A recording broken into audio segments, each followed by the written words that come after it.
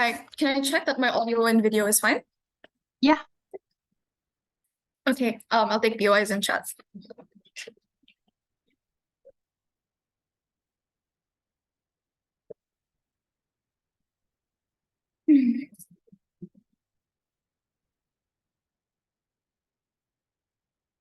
In developed countries, there currently exists an extensive informal economy full of undocumented immigrants that go above and beyond to evade capture by authorities. What is the policy coming from opening government? The policy on our side comes in the form of temporary documentation. And I want to start the argumentation here. Most undocumented immigrants enter a country through legitimate means, through things like work permits or social visits or passes that expire after a certain amount of time. And the reasons why this expires is often due to things like bureaucracy, where immigrants are not prioritized, especially when you're an immigrant of a particular race or a racial minority in a country where the majority is different from you, to things like competition, where you have to compete among other immigrants who are also vying for the same valued spots of proper documentation. And also the process is just generally expensive, and most immigrants cannot afford to renew their work passes or to afford the very expensive process of staying in the country for an extended period of time while waiting for legitimate employment to stay there.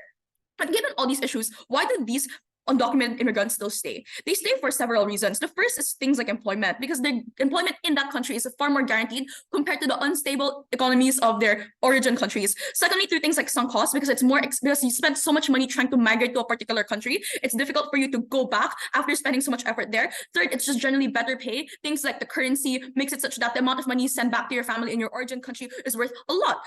Fourthly, family. You often, when you go to a country, you bring your family with you through things like social passes, through visit passes, or you have family in that developed country to begin with, which is why you migrate in the first place. All of these reasons mean that on either side of the house, there will continue to be a strong population of undocumented immigrants. The difference in this debate then is what you do with them. On our side, we will extend their expiry dates. We will offer them support by linking them to employers. We will go all out and capitalize on increasingly aggressive, progressive policies that continue to help immigrants do things like in Singapore, where you give domestic helpers a day off on Sundays, which has been officially passed into law. What happens on opposition? On opposition, you crack them down. Things like permit checking in Hong Kong to make sure that domestic helpers don't moonlight other jobs at night. Things like invasive bodily checks in Singapore, where you don't allow domestic helpers to get pregnant or to have romantic relations with locals. They'll do things like deport immigrants, which the government has no problem doing on their side of the house. This is where I start with my first argument, which is the harms on the opposition comparative that are against the interest of these developing countries. What are the two harms that go against the interest of developed countries? The first is that these workers will actively evade capture. They don't seek help from the police. They don't go to hospitals when they're sick because they're afraid of being discovered. They're likely to be desperate and do things like go for criminal networks for protection and support, for them to get jobs, for them to ensure that they continue to make like fake permits or to stay in that country and have some sort of support who will take care of their children and take care of their families. This will lead into a lot of pragmatic harms, for example, higher crime rates, but also we think that this harm exacerbated on their side of the house because these people are less likely to opt into the state, which is a more like a more viable and obviously a more positive alternative.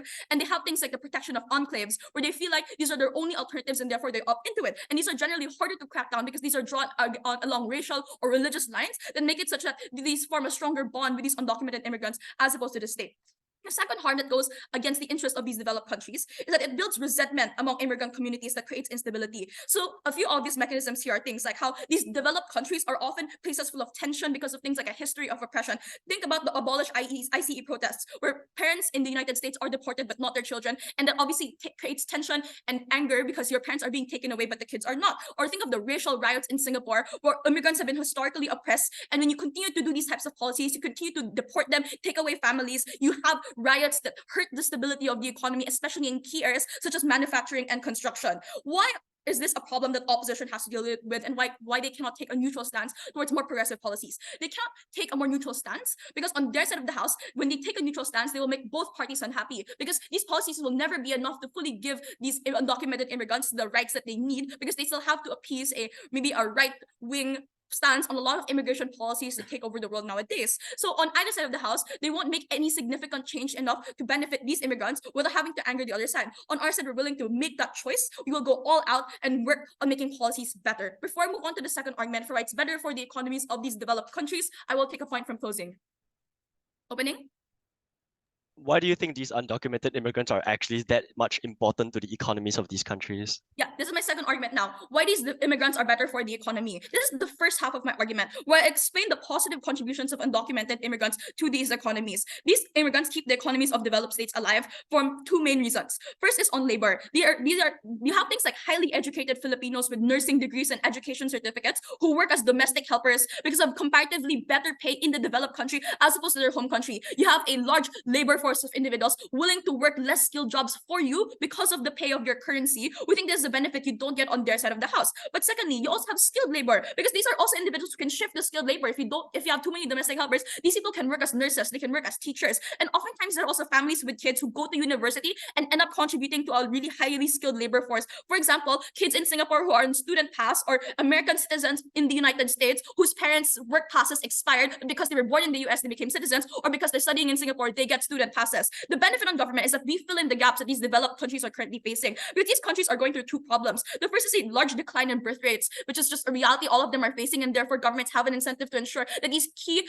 industries are being kept alive. But secondly, a demand for skilled labor, because a lot of developed countries operate their industries around the idea of skilled labor, around being able to, like, for example, Singapore are having a lot of individuals working in things like finance, working in the central business district and contributing to like an APAC region, like an Asia Pacific region where these individuals continue to work. These are jobs that are only filled up on our side of the house when you have this pool that is capitalized. You have people being able to apply for these jobs, having the support to do so, and being able to stay for longer periods of time, which is economic development for that country.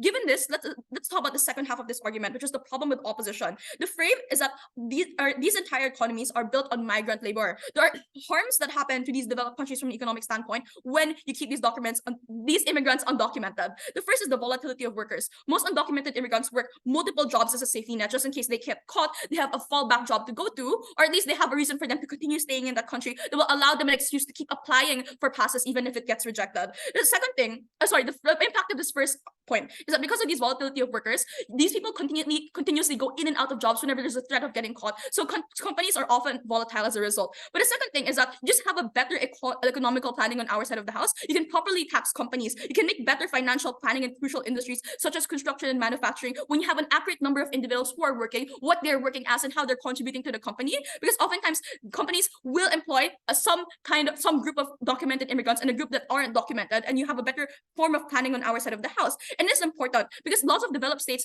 as a result of COVID, realize that global chains are not reliable and want to make the local industries a lot stronger, especially in construction and manufacturing, where they can no longer keep relying on other countries to provide it for them. And you have these trickle-out benefits that Kim will talk about later. We are very proud to propose. Yeah, do you want to? I now welcome the Deputy Prime Minister. Here.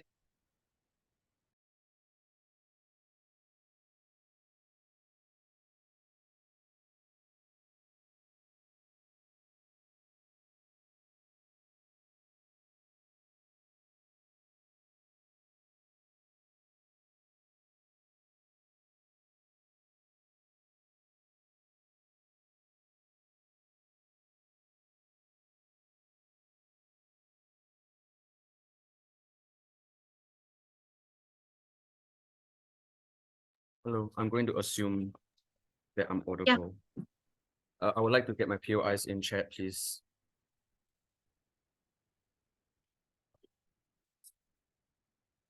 Let's be clear on the status quo that opposition needs to defend. The status quo is where undocumented immigrants who are discovered must and will be deported. They're often thrown back to places with violence and huge amounts of political instability. There are a few problems with status quo. The first is that it's incredibly expensive to engage law enforcement and bureaucracy to arbitrate individual cases of undocumented immigrants that are found. The second is that it creates harmful narratives that undocumented immigrants who are working are dangerous and lurking among us, which contributes to more discrimination and more otherization. This narrative that we must constantly deport all of these very dangerous criminals in our society is what creates the fear in society that all of these people are criminals and dangerous. But it also creates an unsolvable problem for governments where the deportation is positioned as the solution to the problem of undocumented immigrants, but obviously it's impossible for governments to identify and deport every single undocumented immigrant. So again, it creates an unsolvable problem for governments. The third problem is that it gives companies and employers huge amounts of leverage because they have the ability to threaten to review these undocumented immigrants in the cases where the undocumented immigrant doesn't comply with the employers, which leads to huge amounts of exploitation where they're able to pay them much lower wages, give them much worse working conditions, and threaten to review them to authorities. But the last reason is that it expends a lot of political capital when you're separating families and imprisoning parents, and becomes incredibly unpopular and cause instability among moderates or people who are left-leaning, who see the government doing something incredibly inhumane. The conclusion of these 4 problems of deportation, which is the counterfactual that they must defend, is that active and frequent deportation is simply unsustainable as a solution to undocumented immigrants, and therefore our policy provides not only the short-term benefit of legal protection, but on a legislative level, it provides pathway to citizenship as well. Note, we are reframing the problem of undocumented immigration. When you use the language of deportation, you are identifying the problem as all of these dangerous people must be removed from society. When you are using the language of legal amnesty and immigrant amnesty, the way in which we are reframing the problem in the cultural consciousness of individuals is to say, these people came here under arbitrary circumstances, and we are using legal pathways to properly and safely integrate them into our society. We argue to you that the majority of moderates will find this something that's palatable, and they will prefer this to the rampant deportation that happens. Obviously, the right-wing individuals will always be xenophobic, but that's not a delta that can be achieved in this debate. Now let's talk about pathways to citizenship.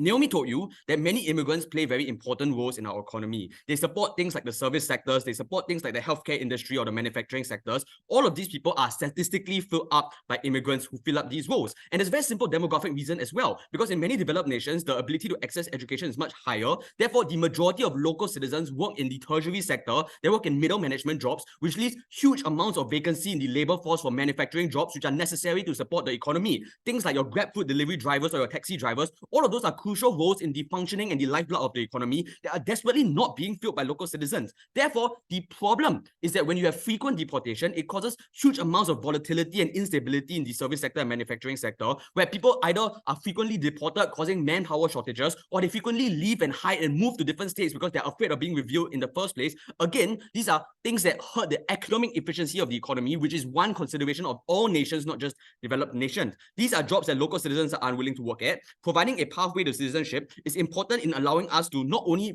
have manpower stability, but it also allows us to do things like collect income tax revenue. It allows them to be integrated into the formal economy through starting bank accounts or being able to access things like bank loans. On their side of the house, immigrants are structurally unable to access citizenship because in the status quo, if they apply for citizenship, but they are reviewed to come here and not have the proper documentation, this means that they have to be deported. So if you come here under a work visa, your work visa expires, but you still stay, at that point, you are in a bind. You can no longer apply to the proper channels of citizenship because you already made the original sin of not having the proper documentation, which means that the only option left on their side of the house is to run and hide from authorities and suffer under exploitative employees. This is principally unjust because it's morally arbitrary that they were born into a conflict region or an unstable region and they had to flee to developed nations out of circumstance. But note, if opposition wants any other alternative policy, for example, they want discourse, or for example, they want to increase or relax immigration laws, they first needed our mechanism. Even if they had more relaxed immigration policies on their side of the house, undocumented immigrants cannot access this because they are seen as criminals. When they have the label of being a criminal, of doing the crime of being undocumented, even if there were proper immigration channels to access citizenship, on their side of the house, they cannot access it because they will first have to be imprisoned or deported. We understand the unique circumstances of immigrants, which is they came here out of desperate circumstance. They did not have the education, experience, or knowledge to specifically calculate and access the proper immigration channels, and therefore we give them the amnesty. So during this period, they can apply for citizenship and access all of the benefits that opposition wants to talk about. So saying discourse is not enough, saying other immigration policies is not enough. The specific people that need to access those immigration policies can't do so right now because of the label of being a criminal. That's why legal protection is of utmost importance. I just want to note here, the opposition is incredibly unclear for how they will deal with undocumented immigrants. They spend a lot of their time explaining why there'll be xenophobic backlash, but the undocumented immigrants remain on their side of the house. They contribute to the economy. They're our teachers, they're our students, there are people that help us and contribute to our economy through paying consumer taxes. How will they solve that problem? Will they just leave them continuously living in the dark and being relegated to invisible citizens? Or will there be some way to integrate them into the formal economy? Even if we don't prove that this will be an incredibly popular policy, as long as we provide one pathway to be able to address the problem of undocumented immigration, we get a first in this debate. Note, giving them temporary legal status gives them the opportunity to apply for citizenship through that vetting process. So if the argument was that the vetting process is important, we get that vetting process by taking all of those undocumented immigrants and putting them through the proper channels. Before I move on, I'll take a POI from opening. Closing. Yes. So just to clarify, this is a one-time policy that gives amnesty to all existing immigrants. Is that correct? well, if there's a new undocumented immigrant that comes in, presumably they'll be able to get temporary legal status as well. It's not like only for these groups of people right now. Opposition says it will increase violence and discrimination. Here's the flip. Governments threatening deportation is what causes xenophobic tendencies. Because Naomi told you, it pushes them to commit crime because they're unable to access formal employment or regular employment. It causes protests and riots because you build resentment towards the government for kicking you out of the country or mistreating you. And it otherizes them as illegal people. So if the problem is xenophobia, think to yourself, what's the root cause of xenophobia? The root cause of xenophobia is the policies that governments have in place that otherize and vilify all of these immigrants, which therefore worsens their reputation, pushes them to a life of crime, and confirms the negative stereotypes that society has about them. But note, the fear of immigrants comes from the fear of the unknown. We can address this xenophobic backlash by positioning the policy in a palatable way by saying we're doing this in a calculated manner to address the problem of undocumented immigrants so they can enter proper vetting channels. But also, we can put them through our system, which makes the problem seem identifiable. The problem with undocumented immigrants is that people live in the fear of the unknown, of not knowing how many undocumented immigrants or who is an undocumented immigrant. In a world where we're providing all of them legal status and there is a bureaucratic channel when we can identify all those individuals, the problem appears less unknown, which deals with the problem of xenophobic backlash. We are no longer constantly worried that there's this unmeasurable immigrant crisis happening in your country. For all those reasons, I'm extremely proud to propose. Thank you very much, Deputy Prime Minister, for that fine speech. I welcome the Deputy Leader of Opposition. Here. Hi, QoS in the chat, please. Yeah.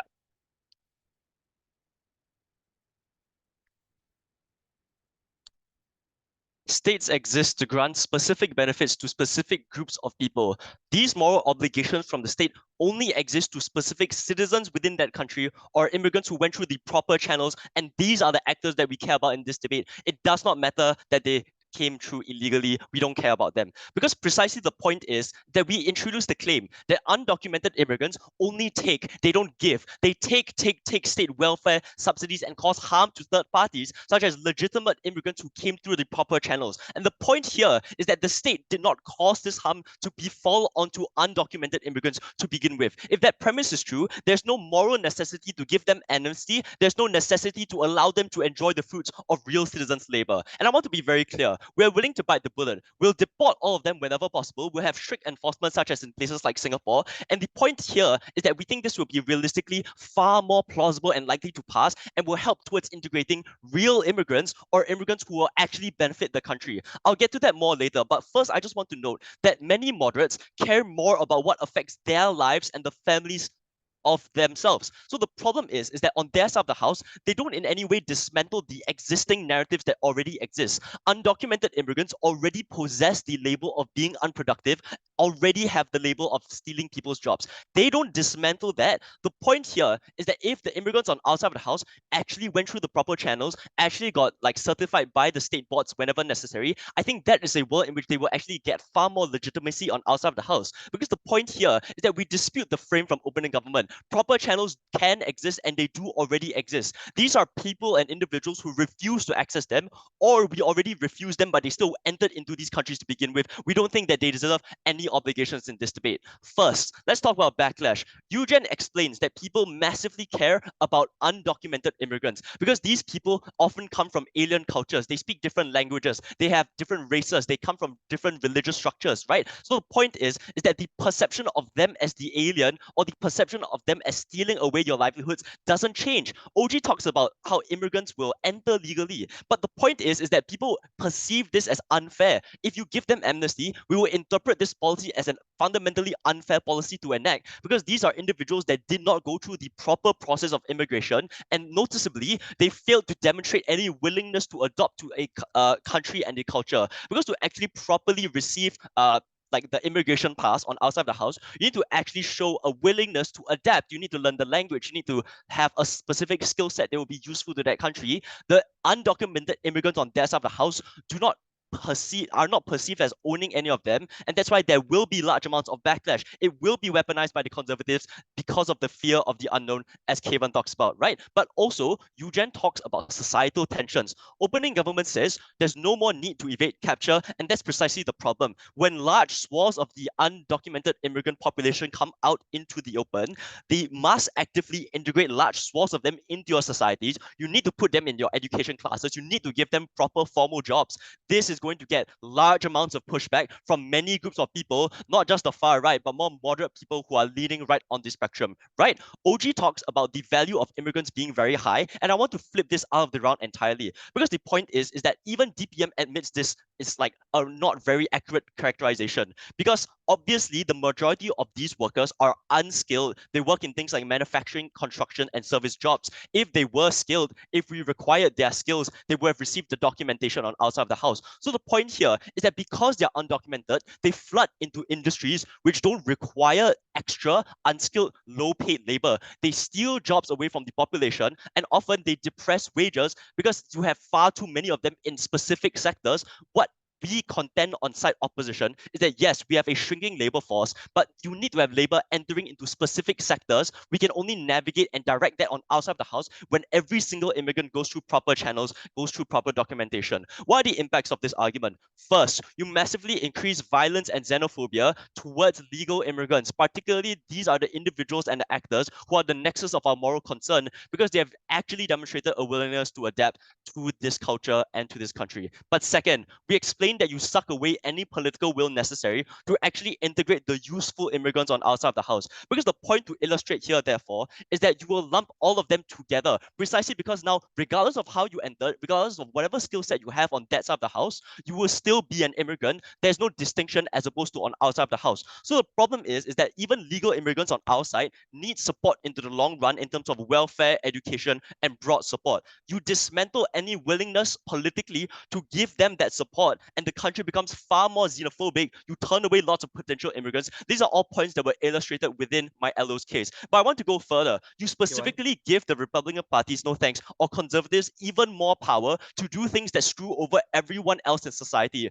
precisely because they can weaponize this sort of rhetoric to illustrate to ordinary Americans or ordinary citizens that yes, the Democrats, the liberals, are going to introduce large swaths of illegal immigrants that are going to steal away all of your jobs. That gives them even more power to do things like, repeal abortion laws. They cause harm to minorities, to women, etc. They can weaponize this sort of rhetoric to hurt other people in society. So even if the immigrant harm thing is a wash, if we can prove that their policy causes harm to real citizens in these countries, we think that we can take this debate. Before I move on, closing, if anything. Opening then. The legal protection gives them the opportunity to access proper immigration channels. They can't on your side because they'll be imprisoned or deported if they apply for citizenship. What will you do for people who want citizenship? This is a super strange chicken and egg problem, because the reason why we don't want them in our country is because they entered illegally. The reason why they entered illegally is precisely because they don't possess the actual skill set necessary to benefit the country. If an immigrant wants to immigrate, they should go through the proper immigration channels. If the country is so desperately in need of labor that they are willing to accept immigrants, the process will likely be expedited and will be usefully quick on outside of the house. Lastly, let's talk about the comparative. The comparative is that we're able to integrate actual immigrants who can serve the needs and the wants of the country. So precisely, we agree with proposition. Immigrants have the ability to positively improve society that only exists in our world, and only in a world where we have large amounts of political will to actually shift the Overton window such that we can say, look, there might be some immigrants who aren't particularly useful, but these ones, we need to help them, we need to improve their standards of living, etc. Particularly in a context, in a world where you have declining birth rates, in economic instability, we need the specific skill sets of specific groups of immigrants. They dismantle any willingness or ability to direct immigrants to specific sectors on that side of the house. We don't want any undocumented immigrants. That's a bullet we're willing to bite. Thank you very much, Deputy Leader of Opposition, for that fine speech. I now welcome the Member of Government. Here.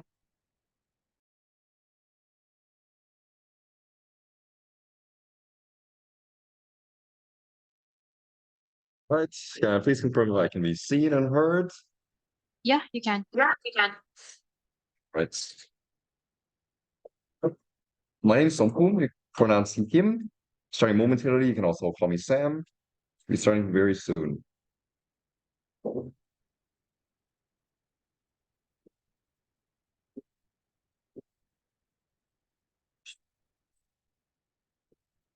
Starting my speech in 5, 4, 3, 2, 1. On a family opening dialogue is simple. OG says they want immigrants to get citizenship, so they're going to be able to contribute to the economy, right? That means they're going to need education. They're going to need support to get like good jobs. They're going to need like social acceptance and social harmony from others within society for them to actually be functional members of society and claim of the impacts on OG.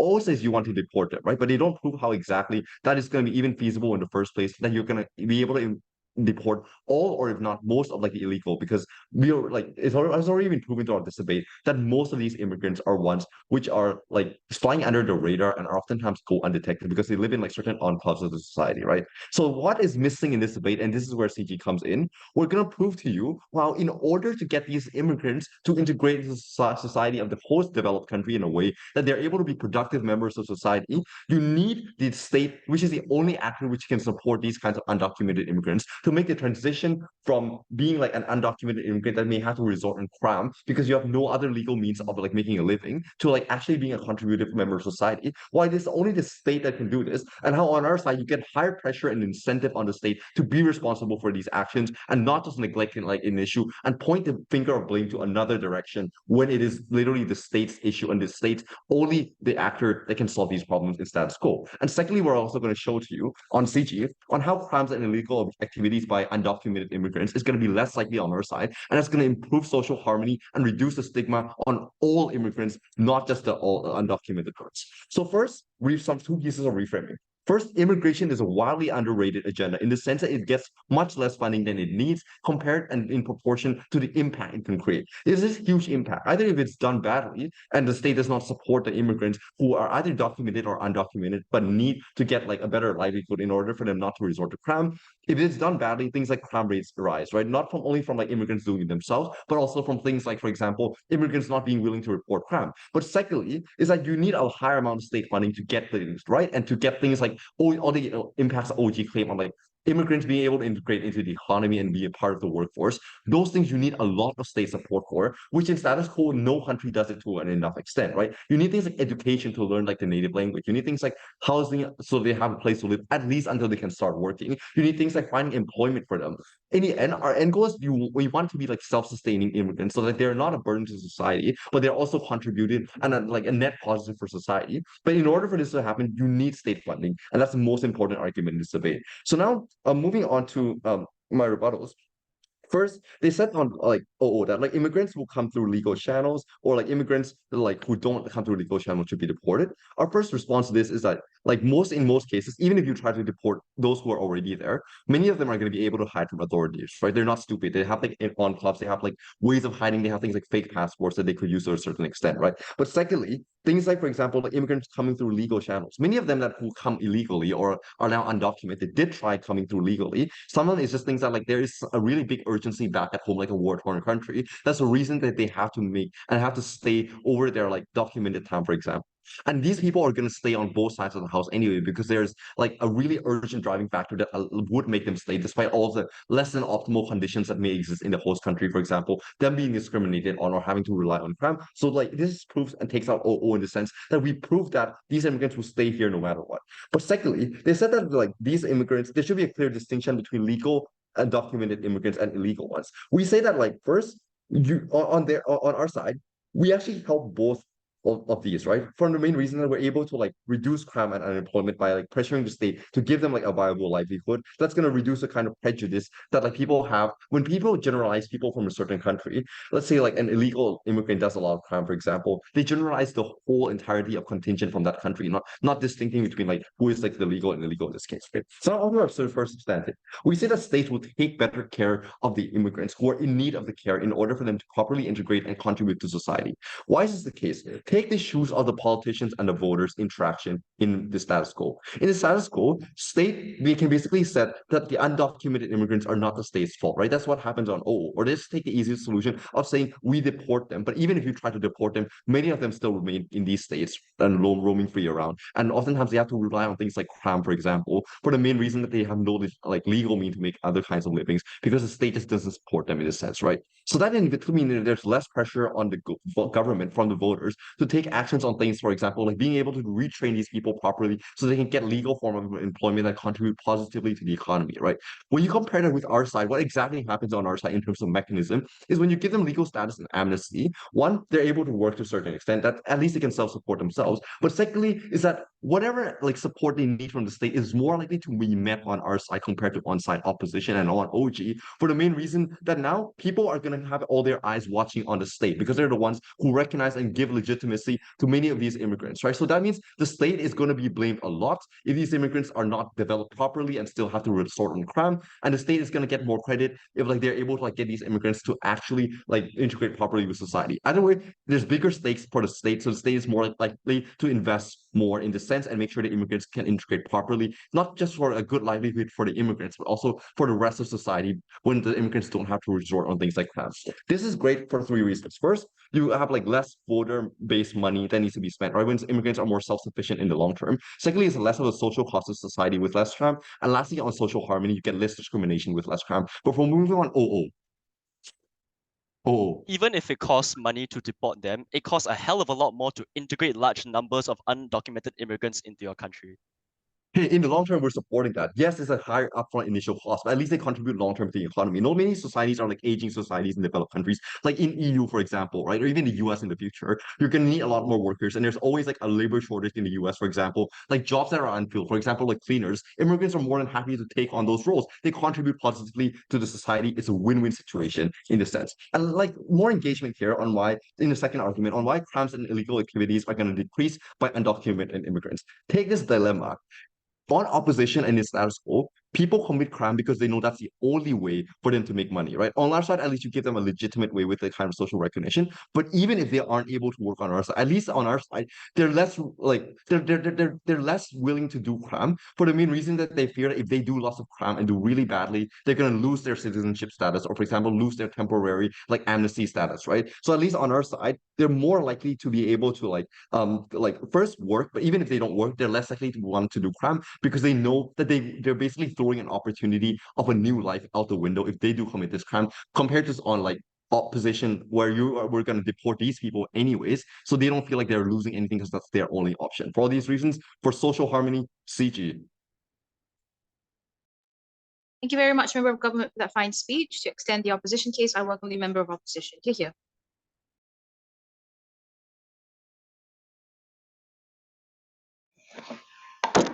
Hello. Sorry, just give me a moment.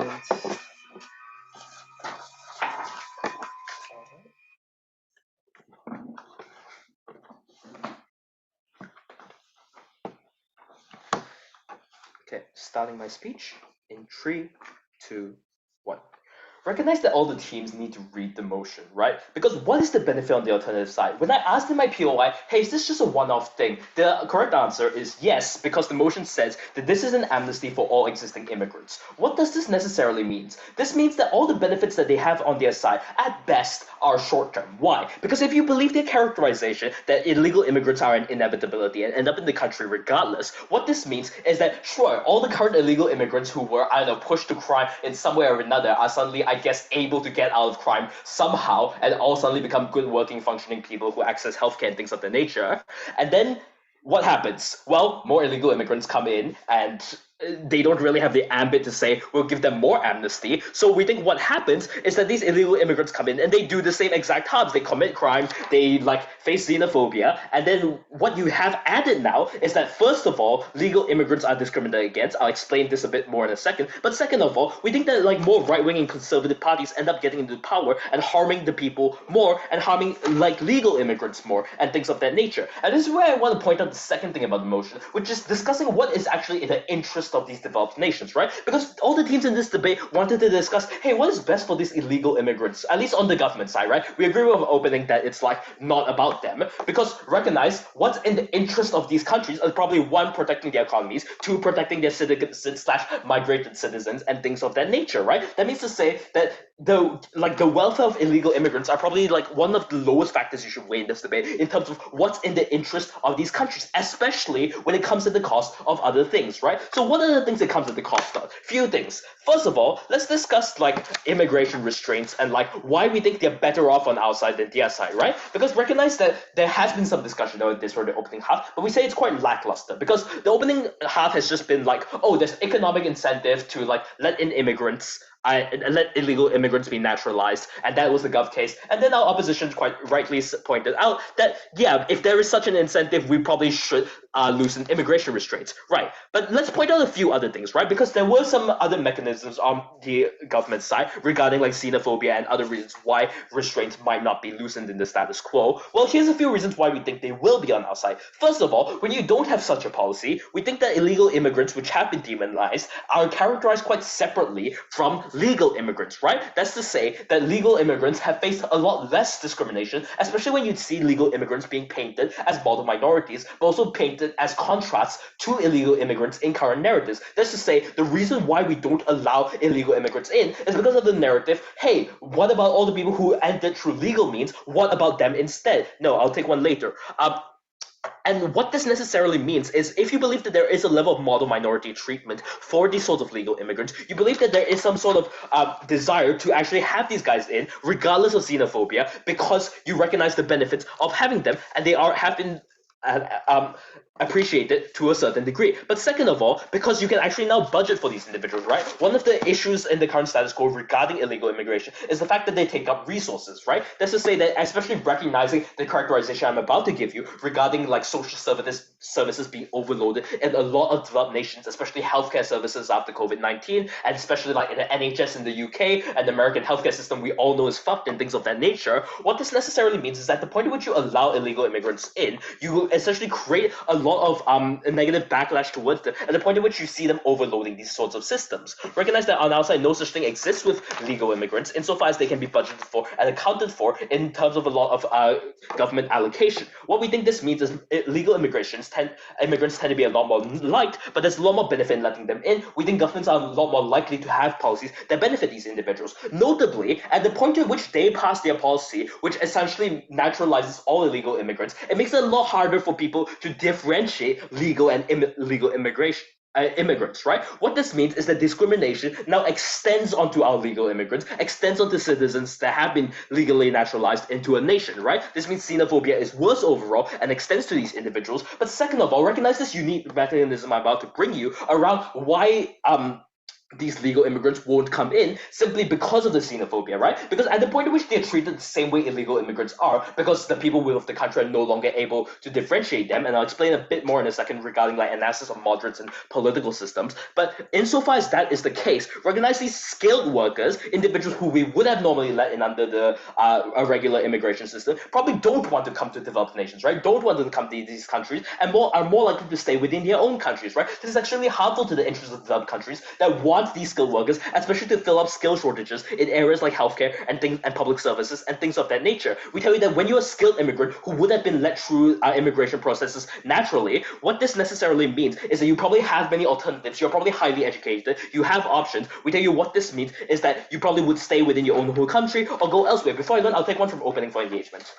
How do you deal with the manpower shortage, inconsistent labor, or how do you discourage crime from being unable to secure formal employment from the undocumented immigrants that are already here? First of all, we tell you that if illegal immigrants exist on our side, they exist equally on your side. Just like you deal with them in the short term, we have them slightly more in the long term committing crime. So be it. But second of all, we tell you that in terms of labor shortages, I've told you we'll just expand immigration. We tell you that people are likely to immigrate for all the reasons you've already given, and we tell you that second of all, recognize that at the point at which we have less xenophobia and less policies that are anti-immigrant, we are probably better off. All right, why do they have more policies that are anti-immigrant? This is some unique analysis I'll bring to you on moderates that just did not come out, right? Because our opening never really stepped you through how this will occur. I'll do it for you. So who do we think shake elections? Moderates, quite simply. Second of all, what's the margins on which elections are won? Quite minor margins, right? Even like when Trump fucked up like COVID policies, he still won.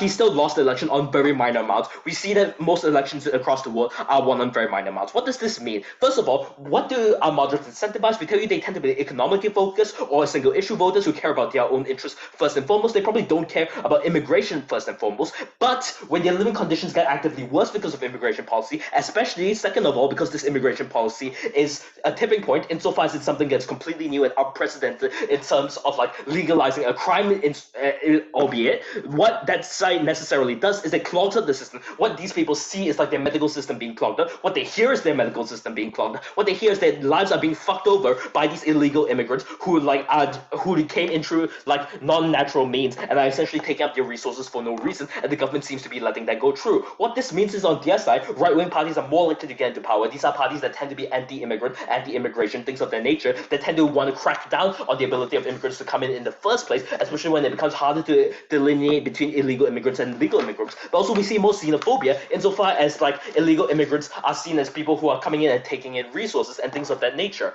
For all these reasons, thank you. Thank you very much, Member of Opposition, for that fine speech. I now welcome the government whip here. So sorry, I'll rush to the bathroom. I'll be back with it. Yep.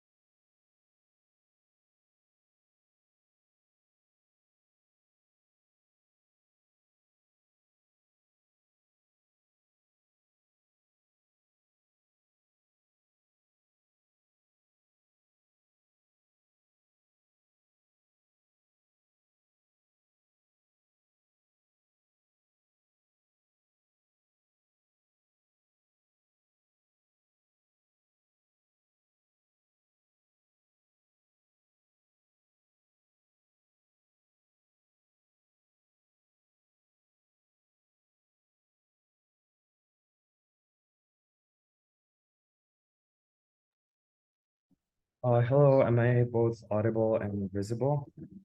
Yep. I'll just arrange my notes very quickly.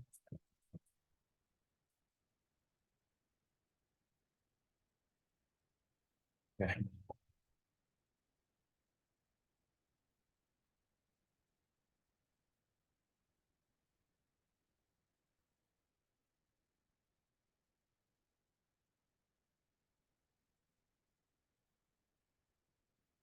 Okay, I'll be starting my speech in 3, 2, 1.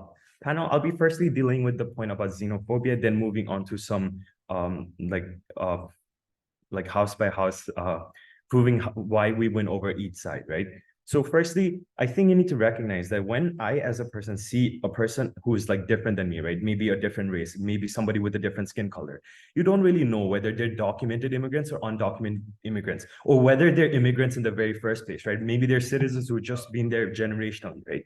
Humans often tend to generalize, right? Our brains are lazy, right? So whenever we like look at different peoples, we tend to group to them together, right? So whenever I hear news about, look, undocumented immigrants are like going around committing crimes, or like this person was deported for doing X crime, I'm not going to just think, oh, it's undocumented immigrants. I'm probably going to generalize thinking it's all immigrants or people who are from a certain race, right? Because that's simply how the human brain works and how biases are created, how discrimination exists, right? So this is actually how discrimination occurs and breeds xenophobia in the first place, right? Meaning that it not only affects undocumented immigrants, but the harms trickle down to actual citizens and also immigrants who probably got there legally, right? So you see that these people have done nothing wrong, yet they suffer, right? And as a state, I think that is the point in time when you fail, right? When you're not able to ensure protection of your people, right? So this is the tipping point of this debate, right? Recognize that xenophobia and discriminations get ingrained into the system as time goes on, right? As undocumented immigrants are like staying there since like it's something that the government can never do, right? Because like my previous speaker told you, right? Like they're very good because they have the incentive to do so. They're very good at hiding the presence. They're probably working in underground economy, or they could even be committing crimes, right? Because of which this is a problem that has never been solved, right? And the only way to solve this is by our side, through the mechanisms that we talk about, right? Recognize that you can think about how like police brutality in the US happens, like disproportionately affects the American African people, for example, right? The same happens for people of different races within countries like the US, right? They're developed economies, yet they suffer immensely, right? So moving on, like you can think about how like media spreads the message and how there's like certain stigmas associated with immigrants, right? For example, they're menace to the country, that they should go back to where they came from, right? Recognize our side, how does it deal with this issue, right? Firstly, about how crimes actually go down, right? Now, for this unique mechanism that my previous speaker already talked to you about, right? Let's look at it from a game theory perspective. Imagine you are somebody who illegally entered the country, right? Recognize you are likely to get deported no matter what. So you have an incentive to go and commit crimes, because guess what? Even if you like just exist in the country and just do nothing wrong, you'll still get deported because you came illegally, right? So you lose nothing when you commit crimes, right? This is exactly why you commit crimes. Recognize why our side uniquely solves this issue, and recognize opening have only talked about this, they did never really fully mechanize this, right? Recognize that our side is the only one that actually gives them a chance to live peacefully. And guess what? Now that you're a documented immigrant, you have no more incentive to commit crimes, because guess what? You can easily just go and work into the economy. You can be a contributing member of the economy, right? And even when you're doing this, you have further like less incentive to commit crime, right? Because guess what? You're the only reason you can ever get deported is if you're caught being involved in some kind of crime, right? So this is why even if they're bad faith actors, right? Maybe it could be like crime syndicates or like certain like groups that commit crimes, right? They will never be able to recruit you because you no longer have the incentive to work for them, right? Because of this, this unique extension, we automatically take on this point, right? Now, moving on to like side-by-side analysis, right? So firstly, closing opposition, right?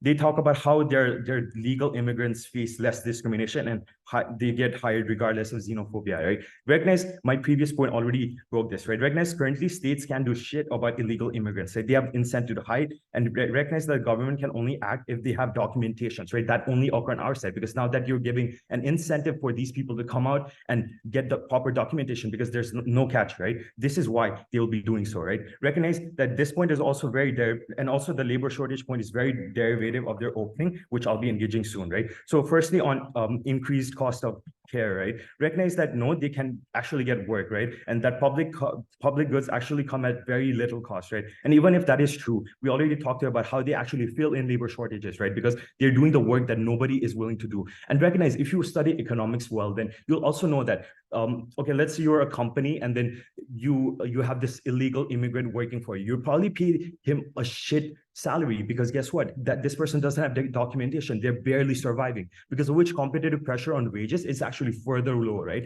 Recognize if they're documented, you need to like adhere to the country's minimum wage policies, because of which the competitive pressures are actually lower, right? Because of which the labor market actually does better on our side. And recognize that while all this is true, it is also true that they're actively contributing to the economy. They're paying taxes, because of which, and also recognize the cost of crime itself is very low, right? Because of which they're not a threat to society, because of which if you value the protection or the social security aspect, you actually will recognize that the benefits largely outweigh the cost. But before that, a POI from our opening. Okay, our case was never contingent on the feasibility of deportation. We claim that the mere passing of this policy leads to increased scrutiny and hate towards immigrants, as citizens now view them as an existential threat. Please respond. I think I've already dealt with this, right? Recognize that when there are like undocumented immigrants just going around because they have the absolute incentive to commit crimes, they will be doing so, right? And this actually creates a notion. And because people generalize, this is how everyone is affected by the problem, you see, right? So moving on, right?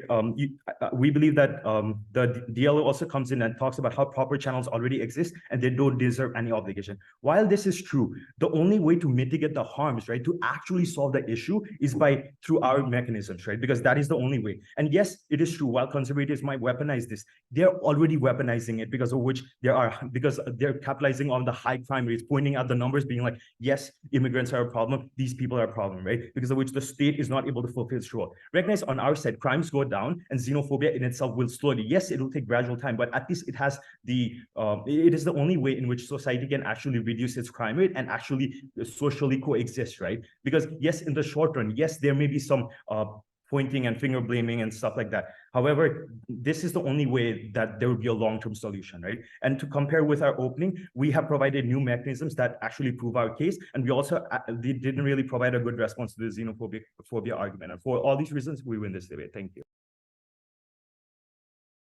Thank you very much, Government Whip, for that fine speech. And now to end this debate, I welcome the Opposition Whip, Kihia.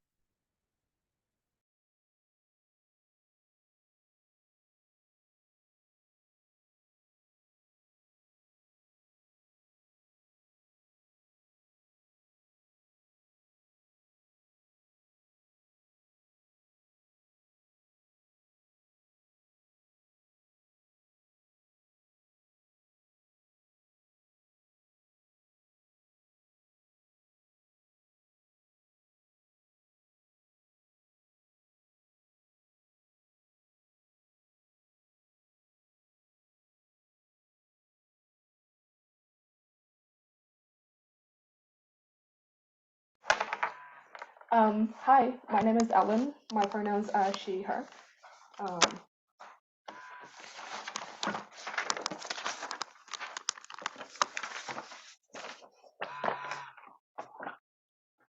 Starting my speech in 3, 2, 1. So the important thing in this debate is that neither of the three teams before us have engaged with the harms that have the most scale and impact in this debate. And that's the stuff that's already been brought to you at TINO. Okay, so what is our extension? Firstly, we've told you three things in our extension. The first is a crucial motion clarification thing that this policy probably can't be continuously granted. So temporary amnesty probably can't be continuously granted to people other than this one-off policy, because any other interpretation would be an unreasonable interpretation of the motion. Second, we tell you, and this is like the bulk of our substantive extension, is that right-wing parties are likely to get into power and then pass policies that are extremely detrimental to immigrants and dissuade them from coming into the country. What are the unique things that we've provided here that are different from LO? Firstly, we tell you that there's a crucial indistinguishability in public perception of immigrants who originally went through status quo legal processes that already existed, and those immigrants which did not go through these processes but were then granted amnesty by this policy. We tell you that this indistinguishability was not provided to us at LO, and therefore, by OO, and therefore the impacts that they provided that weren't specific to the immigrants to whom were granted amnesty, but other immigrants apart from them, cannot be unlocked until we have given this contribution. The next thing we provided under this is that moderates are likely to be pushed over the line because of mechanisms given to you at TINO, such as how this policy is likely going to affect the standard of living of moderates in the community. We tell you that without these mechanisms, probably the sort of political impact given to you at OO probably isn't going to be enough to lead to naturally lead to the sort of policy changes that we then told you about, which is why they limited it to just things like xenophobia and just soft changes in public perception, but not actual legal changes.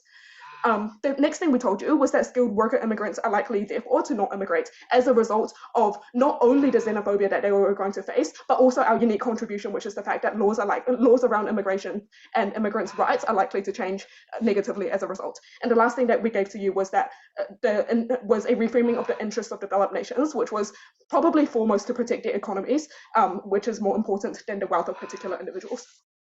Okay, so how then did we respond to each of the other teams? But first I'll take a point of information from opening.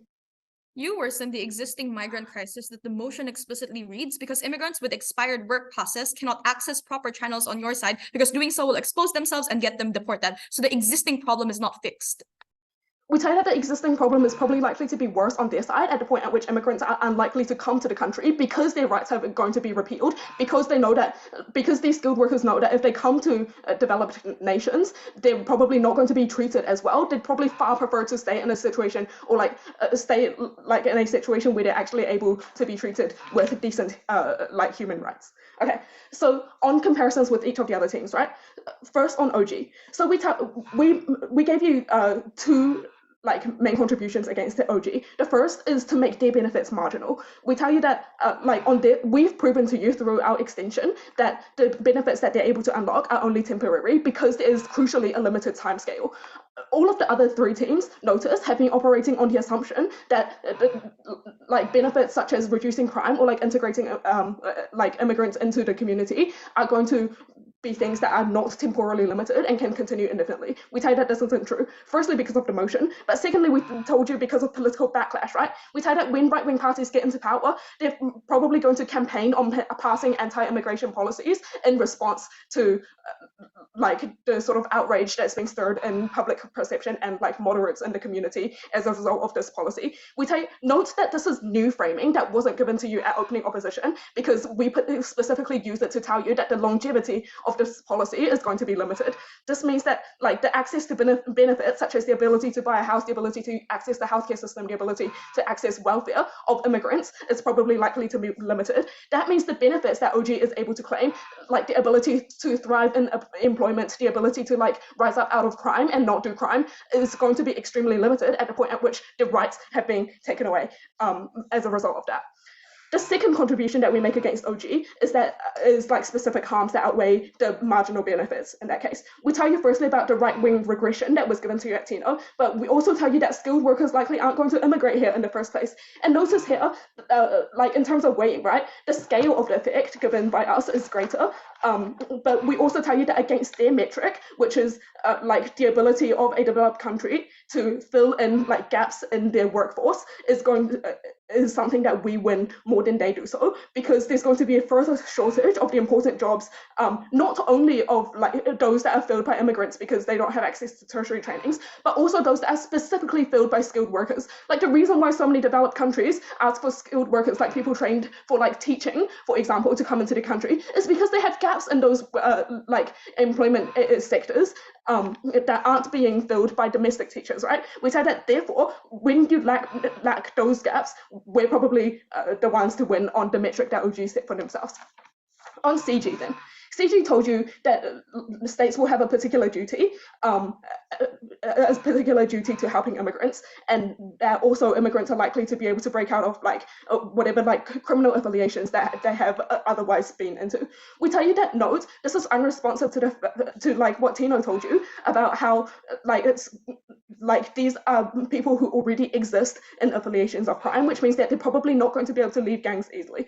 We tell you that CG hasn't sufficiently, our extension is that CG hasn't sufficiently proved that criminals are going to be able to leave gangs easily, and also are unlikely to be able to face accountability for the crimes, right? We tell you that it probably would undermine a nation's justice system if the immigrants who are already involved with crimes don't face accountability, and also would feel outrage from the public, which means it's overwhelmingly likely that they would have to face accountability, which means that their mechanisms about why you just get a smooth transition into employment probably won't happen, regardless of how much duty the state has to those immigrants, which means that their benefits on that side are diminished. Comparing then the harms that we brought you, we probably also win over CG because of the same things of stopping the economy because you have those gaps and shortages of skilled workers.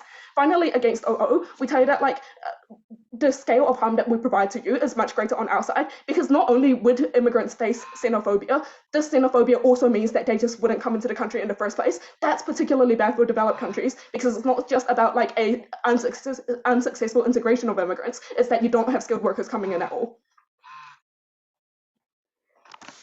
Thank you very much, Opposition Whip, for that fine speech. Thank you, everyone, for that debate. Speakers, please wait here. The judges will deliberate in room 11 on Discord discussion channel. Nguyen, please meet me there. Thank you. Thanks everyone for the debate. Thanks for the debate. Thank you.